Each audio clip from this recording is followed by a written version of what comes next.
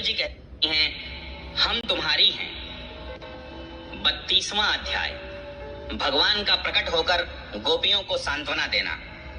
श्री सुखदेव जी कहते हैं, परीक्षित, भगवान की प्यारी गोपियां विरह के आवेश में इस प्रकार भांति भांति से गाने और प्रलाप करने लगी।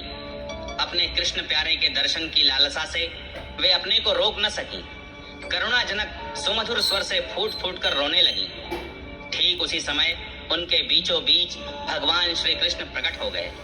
उनका मुख कमल मंद मंद मुस्कान से खिला हुआ था। गले में वनमाला थी, पीतांबर धारण किए हुए थे। उनका यह रूप क्या था, सबके मन को मथ डालने वाले कामदेव के मन को भी मथने वाला था। कोटि कोटि कामों से भी सुंदर परम मनोहर प्राण वल्लभ श्याम सुंदर को आया देख गोपियों के नेत्र प्रेम और आनंद से खिल उठे। वे सब की सब एक ही साथ इस प्रकार उठ खड़ी हुई मानो प्राणहीन शरीर में दिव्य प्राणों का संचार हो गया हो। शरीर के एक एक अंग में नवीन चेतना, नूतन स्फूर्ति आ गई हो। एक गोपी ने बड़े प्रेम और आनंद से श्री कृष्ण के कर कमल को अपने दोनों हाथों में ले लिया और वह धीरे धीरे उसे सहलाने लगी। दूसरी गोपी ने उनके चंदन चर्चित भुजदंड को अपने कंधे पर रख लिया। तीसरी सुंदरी ने भगवान का चबाया हुआ पान अपने हाथों में ले लिया। चौथी गोपी, जिसके हृदय में भगवान के विरह से बड़ी जलन हो रही थी, बैठ गई और उनके चरण कमलों को अपने वक्ष स्थल पर रख लिया। पांचवी गोपी प्रणय कोप से विह्वल होकर भौहें चढ़ाकर दांतों से होंठ दबाकर अपने कटाक्ष बाणों से बींधती हुई उनकी ओर ताकने लगी। छठी गोपी अपने निर्निमेष नयनों से उनके मुख कमल का मकरंद रस पान करने लगी। परंतु जैसे संत पुरुष भगवान के चरणों के दर्शन से कभी तृप्त नहीं होते, वैसे ही वह उनकी मुख माधुरी का निरंतर पान करते रहने पर भी तृप्त नहीं होती थी। सातवीं गोपी नेत्रों के मार्ग से भगवान को अपने हृदय में ले गई और फिर उसने आंखें बंद कर ली। अब मन ही मन भगवान का आलिंगन करने से उसका शरीर पुलकित हो गया, रोम रोम खिल उठा और वह सिद्ध योगियों के समान परमानंद में मग्न हो गई। परीक्षित, जैसे मुमुक्षुजन परम ज्ञानी संत पुरुष को प्राप्त करके संसार की पीड़ा से मुक्त हो जाते हैं, वैसे ही सभी गोपियों को भगवान श्री कृष्ण के दर्शन से परम आनंद और परम उल्लास प्राप्त हुआ। उनके विरह के कारण गोपियों को जो दुख हुआ था, उससे वे मुक्त हो गईं और शांति के समुद्र में डूबने उतराने लगी। परीक्षित, यूं तो भगवान श्री कृष्ण अच्युत और एक रस हैं। उनका सौंदर्य और माधुर्य निरतिशय है। फिर भी विरह व्यथा से मुक्त हुई गोपियों के बीच में उनकी शोभा और भी बढ़ गई।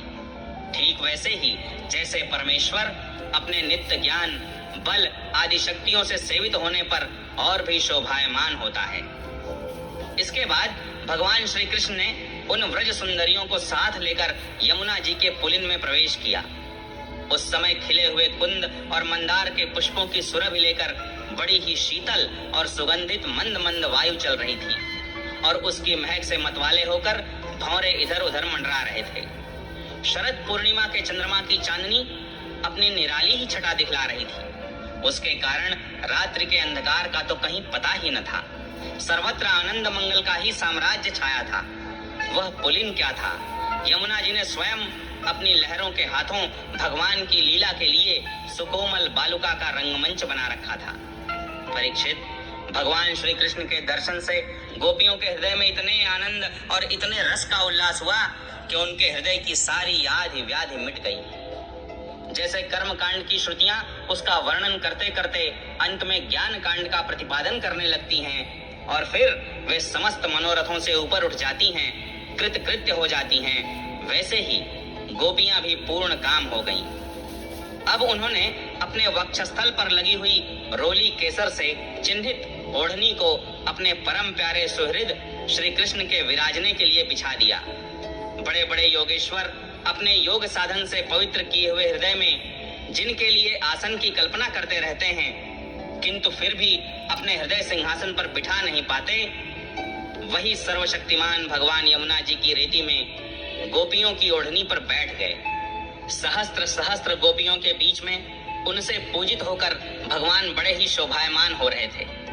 परीक्षित, तीनों लोकों में, तीनों कालों में जितना भी सौंदर्य प्रकाशित होता है, वह सब तो भगवान के बिंदु मात्र सौंदर्य का आभास भर है। वे उसके एकमात्र आश्रय हैं। भगवान श्री कृष्ण अपने इस अलौकिक सौंदर्य के द्वारा उनके प्रेम और आकांक्षा को और भी उभार रहे थे। गोपियों ने अपनी मंद मंद मुस्कान, विलासपूर्ण चितवन और तिरछी भौहों से उनका सम्मान किया। किसी ने उनके चरण कमलों को अपनी गोद में रख लिया तो किसी ने उनके कर कमलों को। वे उनके संस्पर्श का आनंद लेती हुई कभी कभी कह उठती थीं, कितना सुकुमार है, कितना मधुर है। इसके बाद श्री कृष्ण के छिप जाने से मन ही मन तनिक रूठ कर उनके मुंह से ही उनका दोष स्वीकार कराने के लिए वे कहने लगी। गोपियों ने कहा, नटनागर, कुछ लोग तो ऐसे होते हैं जो प्रेम करने वालों से ही प्रेम करते हैं और कुछ लोग प्रेम न करने वालों से भी प्रेम करते हैं, परंतु कोई कोई दोनों से ही प्रेम नहीं करते। प्यारे, इन तीनों में तुम्हें कौन सा अच्छा लगता है? भगवान श्री कृष्ण ने कहा, मेरी प्रिय सखियों, जो प्रेम करने पर प्रेम करते हैं उनका तो सारा उद्योग स्वार्थ को लेकर है, लेन देन मात्र है। न तो उनमें सौहार्द है और न तो धर्म। उनका प्रेम केवल स्वार्थ के लिए ही है, इसके अतिरिक्त उनका और कोई प्रयोजन नहीं है। सुंदरियों, जो लोग प्रेम न करने वाले से भी प्रेम करते हैं, जैसे स्वभाव से ही करुणाशील, सज्जन और माता पिता, उनका हृदय सौहार्द से, हितैषिता से भरा रहता है और सच पूछो तो उनके व्यवहार में निश्चल सत्य एवं पूर्ण धर्म भी है। कुछ लोग ऐसे होते हैं जो प्रेम करने वालों से भी प्रेम नहीं करते, न प्रेम करने वालों का तो उनके सामने कोई प्रश्न ही नहीं है। ऐसे लोग चार प्रकार के होते हैं। एक तो वे जो अपने स्वरूप में ही मस्त रहते हैं, जिनकी दृष्टि में कभी द्वैत भासता ही नहीं। दूसरे वे जिन्हें द्वैत तो भासता है, परंतु जो कृतकृत्य हो चुके हैं उनका किसी से कोई प्रयोजन ही नहीं है। तीसरे वे हैं जो जानते ही नहीं कि हमसे कौन प्रेम करता है।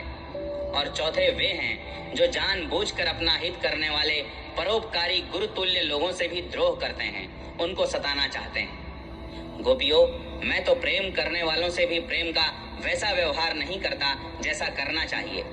मैं ऐसा केवल इसीलिए करता हूँ कि उनकी चित्त वृत्ति और भी मुझ में लगे, निरंतर लगी ही रहे। जैसे निर्धन पुरुष को कभी बहुत सा धन मिल जाए और फिर खो जाए तो उसका हृदय खोए हुए धन की चिंता से भर जाता है, वैसे ही मैं भी मिल मिल कर छिप छिप जाता हूँ। गोपियों, इसमें संदेह नहीं कि तुम लोगों ने मेरे लिए लोक मर्यादा, वेद मार्ग और अपने सगे संबंधियों को भी छोड़ दिया है। ऐसी स्थिति में तुम्हारी मनोवृत्ति और कहीं न जाए, अपने सौंदर्य और सुहाग की चिंता न करने लगे, मुझ में ही लगी रहे, इसीलिए परोक्ष रूप से तुम लोगों से प्रेम करता हुआ ही मैं छिप गया था। इसलिए तुम लोग मेरे प्रेम में दोष मत निकालो। तुम सब मेरी प्यारी हो और मैं तुम्हारा प्यारा हूँ। मेरी प्यारी गोपियों, तुमने मेरे लिए घर गृहस्थी की उन बेड़ियों को तोड़ डाला है जिन्हें बड़े बड़े योगी यति भी नहीं तोड़ पाते। मुझसे तुम्हारा यह मिलन, यह आत्मिक संयोग सर्वथा निर्मल और सर्वथा निर्दोष है।